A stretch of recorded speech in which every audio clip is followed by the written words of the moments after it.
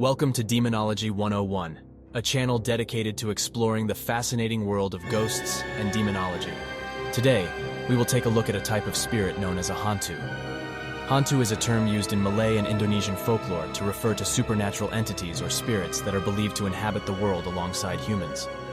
The term Hantu is often translated as ghost or spirit, but it encompasses a wide range of beings that can vary in form and behavior. In general, Hantu are believed to be the spirits of deceased humans or animals, or supernatural beings that have never been alive. They can be benevolent or malevolent, and their actions may range from harmless pranks to causing serious harm to humans. There are many different types of Hantu in Malay and Indonesian folklore, each with their own unique characteristics and origins. Some examples include the Pontianak, a female ghost that is said to haunt and kill men; the Toyol, a mischievous spirit that is often invoked by people seeking wealth or luck; and the Orang Minyak, a supernatural being covered in oil that is said to prey on young women. The behavior of Hantu towards their victims can vary widely depending on the specific type of spirit and the cultural context in which the belief is held. In general, however, Hantu are often believed to cause harm or mischief to humans, either as a result of malice or as a way of seeking revenge for perceived wrongs.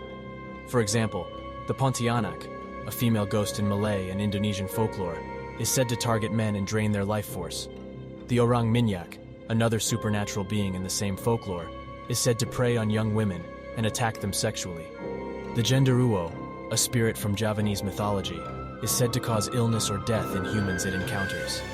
In addition to causing physical harm, some Hantu are also believed to possess humans or influence their thoughts and behavior.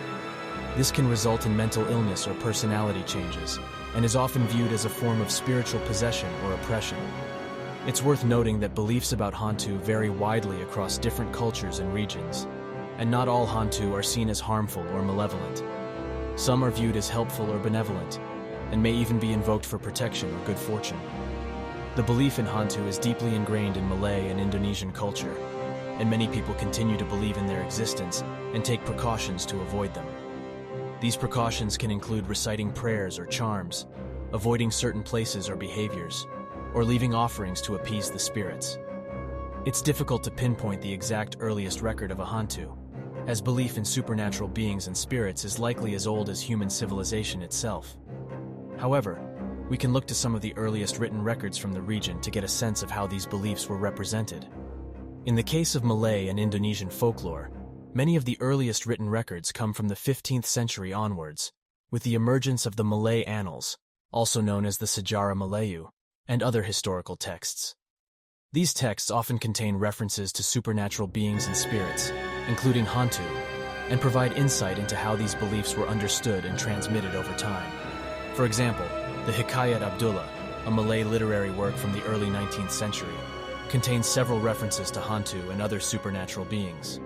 In one story, a group of Hantu are said to have possessed a man and caused him to act out of character. In another, a Pontianak is said to have terrorized a village by killing several men. It's worth noting that while these written records provide some insight into the history of Hantu beliefs, they are just one part of a much larger oral tradition that has likely been passed down through generations for centuries before they were ever recorded. The methods for exorcising a Hantu can vary depending on the specific type of spirit and the cultural context in which the belief is held. In general, however, the goal of an exorcism is to remove the spirit from the afflicted person or location and to restore balance and harmony. Some common methods of exorcism that have been used in various cultures include reciting prayers or mantras, and also performing rituals or ceremonies often conducted by religious leaders or trained practitioners, which may involve chanting, singing, dancing, or the use of incense and other symbolic objects. Another method is the use of protective amulets or talisman, which may include items such as necklaces, bracelets, or charms. It's worth noting that while these methods may be effective in some cases, they are not guaranteed to work, and seeking the help of a trained professional is always recommended. It's also important to respect the cultural beliefs and traditions surrounding Hantu and other supernatural beings, and to approach these subjects with sensitivity and an open mind. Thank you for watching.